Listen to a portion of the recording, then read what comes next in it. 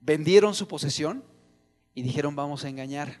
Se pensaron aquí adentro: vamos a engañar, vamos a decir que la vendimos en tanto, nos costó esto, pero vamos a decir que nada más nos costó esto. ¿Sí? Y decimos: aquí está lo que ganamos con esta posesión. Nos quedamos con esto y que nos mantenga la iglesia. Se querían burlar de Dios.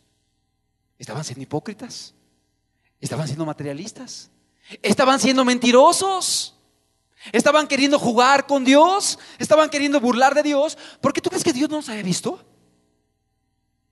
¿Tú crees que Dios no conocía el pensamiento de su corazón? Claro que lo conocía. Y dice la escritura que llegó a Ananías y Pedro le dijo: Ananías, ¿en cuánto vendiste la heredad? El Espíritu ya le había revelado la hipocresía y la mentira en Ananías. Y Ananías, tentando a Dios, sin temor de Dios, lo engaña. Y le dice el apóstol Pedro: no has querido engañar a hombres, sino has querido mentirle al Espíritu Santo. Has querido mentirle a Dios. Y en ese momento Ananías cae muerto. Estamos hablando del Nuevo Testamento. Y luego acontece lo mismo con su esposa Safira, la cual igualmente es juzgada por Dios y cae muerta. ¿Por qué? Porque tenían mucha luz, estaban viviendo un momento de avivamiento y quisieron burlarse de Dios. Y dice la palabra: y vino gran temor sobre toda la iglesia y sobre todos los que oyeron estas cosas. Y si sigues leyendo el libro de los Hechos, después de eso dice: y la palabra de Dios era predicada. Y comienza a hablar de todo lo que hacía Dios. ¿El temor era importante? Claro que era importante. Porque aquellos que vieron a Ananías y a Zafira caer juzgados por Dios, ¿tú crees que van a decir: ay, vamos a hacer lo mismo que ellos? Para nada. ¿Qué van a decir? Yo no voy a jugar con Dios, yo no quiero burlarme de Dios, porque mi Dios es santo, porque mi Dios es justo, porque mi Dios es temible. Ahora sí, Hechos capítulo 9, versículo 31.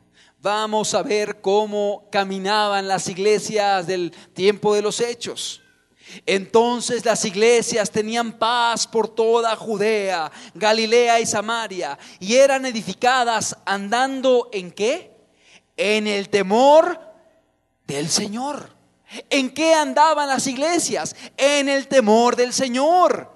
Y se acrecentaban fortalecidas por el Espíritu Santo. En el Nuevo Testamento se ve el temor de Dios en las iglesias, en los cristianos. Claro, claro. Las iglesias, dice la escritura, eran edificadas, eran construidas, eran levantadas, se iban multiplicando, pero eran edificadas en el temor del Señor. No eran edificadas en la ligereza, no eran edificadas en la profanidad, no eran edificadas en la irreverencia. Eran edificadas, levantadas, crecían en el temor del Señor, en el temor del Señor, y se acrecentaban fortalecidas por el Espíritu Santo. ¿En quién será derramado el Espíritu Santo? En aquel que teme a Dios, en aquel que lo respeta, en aquel que lo obedece, en aquel que lo ama, en aquel que lo sirve. ¿Tú crees que el Espíritu Santo va a ser derramado sobre alguien que anda maldiciendo, que anda fornicando, que anda robando? No puede llenar esa vida. Y si en el momento dado viene el Espíritu Santo, es para convencerlo de pecado, para que se arrepienta. Pero el Espíritu Santo no puede llenar a una persona así. Para que alguien sea lleno del Espíritu Santo, es importante que ande, que camine, que peregrine en el temor del Señor. Así eran edificadas las iglesias, andando en el temor del Señor. ¿Sabes tú que la raza humana merecía la condenación eterna? por el pecado que cometimos sin haber conocido a Dios? ¿Sabes que tú, que yo, merecíamos la muerte eterna por la forma en la que vivimos? Cuando no conocíamos a Cristo, haciendo lo malo, deshonrando a Dios, ofendiendo al prójimo, llenos de maldad exterior e interior. Merecíamos la condenación eterna, merecíamos el infierno, merecíamos la perdición eterna. Pero Dios ha traído las buenas nuevas. Dios ha traído el evangelio de la gracia. Y el evangelio de la gracia es: arrepiéntete, deja tus pecados, cambia tu vida, cree en Cristo Jesús y síguele. Síguele. Este es el evangelio. Y a través de ello Dios nos da la oportunidad a nosotros, que merecíamos la condenación eterna, a quienes nos estaba esperando el juicio eterno de Dios. Nos promete una eternidad en el cielo, con Dios, con Cristo, por los siglos de los siglos, de los siglos, donde no habrá fin,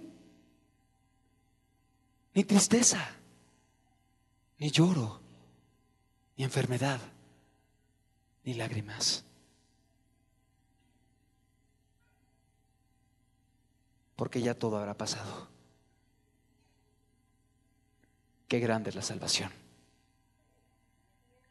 Qué preciosa es la salvación. El estar eternamente con nuestro Dios. Hoy entiende algo: el hombre que no tiene a Dios, aunque tenga dinero, aunque tenga casa, carro, trabajo, riquezas, fama, es infeliz, está vacío, está frustrado, está seco. ¿Por qué? Porque el único que puede hacernos feliz, el único que puede llenarnos, el único que puede saciar la necesidad espiritual del hombre es Dios. Y fuera de Dios el hombre no puede ser feliz, porque dice la Biblia en Eclesiastés 7 que Dios puso eternidad en nosotros, y solamente el Dios eterno puede llenar ese vacío y puede hacernos felices. Y la tragedia más grande de la condenación eterna es que la gente estará eternamente separada de Dios. Y lo más hermoso de la salvación eterna es que estaremos eternamente con Él. No, lo precioso del cielo o lo más hermoso no son las calles, las puertas, el mar. Lo más hermoso es Cristo Jesús. Cristo Jesús en el cielo.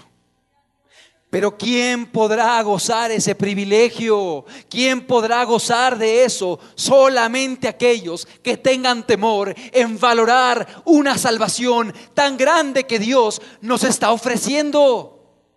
Por eso dice la Biblia en Filipenses 2:12: por tanto, amados míos, como siempre habéis obedecido, no como en mi presencia solamente, sino mucho más ahora en mi ausencia, ocupaos en vuestra salvación con temor y con temblor.